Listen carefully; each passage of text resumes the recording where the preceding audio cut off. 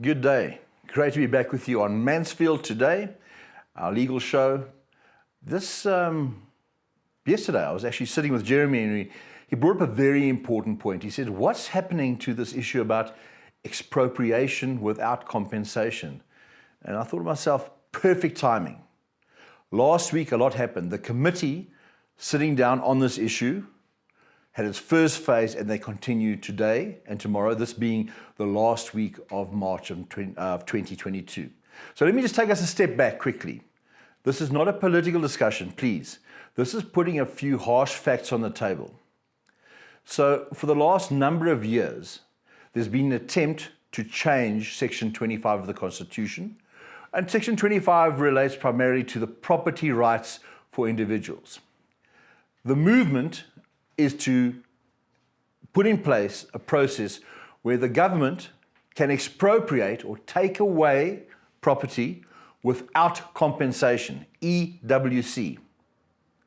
Now this is quite important. This is part of a whole drive of the national democratic process of rehabilitating and equalizing and equilibrating. It's not as simple as that. It has vast implications and is very involved in radical economic transition.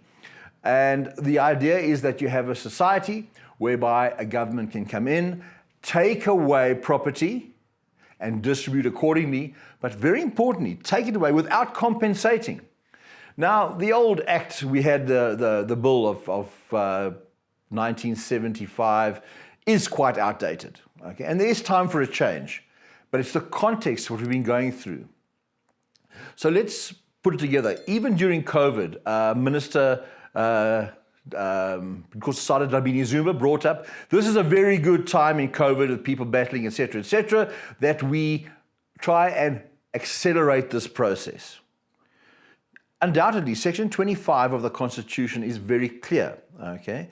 It does not allow arbitrary external rights over people's private property. And very important, it must be done with public consultation should we want to change the Constitution.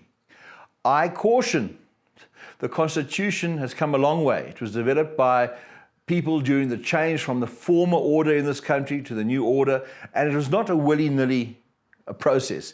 It was well thought through, and it is very important that the Constitution and the Bill of Rights is protected for all South Africans. What we are putting on the cards here is a potential where the government can expropriate, take away property without compensating on grounds that they believe are right and fair. I want to make a statement. People think that we are very rich agriculturally. Only about 13% of our land mass in South Africa is really arable land. So it's very well run. We have excellent farming skills. But it is limited. It's not unlimited that you can just go and grab it and do what you want to with it. So, where do we stand? When one looks at the implications of a change whereby property can be expropriated with or without compensation and without proper negotiation, you have a problem, in my opinion, with international investment. Why invest in a country, in an area whereby at any one time your asset could be grabbed? There's a big problem with financial institutions. Let me give you an example. Theoretically, it's a theoretical example. I own a home. I had a bond for R1 million. The home is worth R1 million. I still owe the bank on my mortgage on my bond R500,000.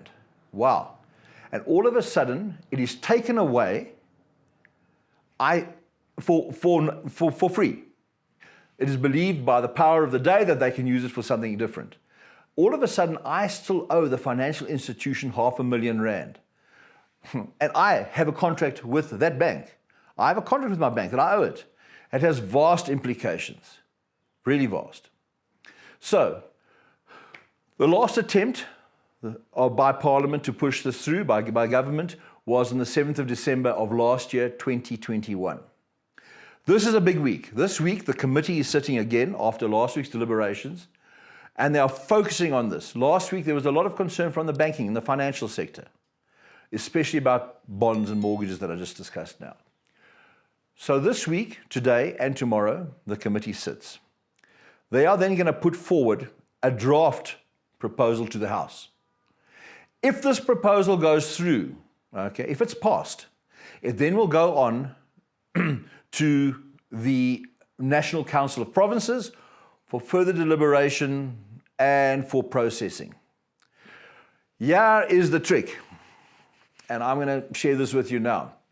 And this seems like a throwaway line, but it's not. Listen carefully. So I have a wise friend, Gordon Campbell Young, and he said, you touch a man's home, you touch his wife, most importantly, you go near his bucky, his pickup, and you have a problem.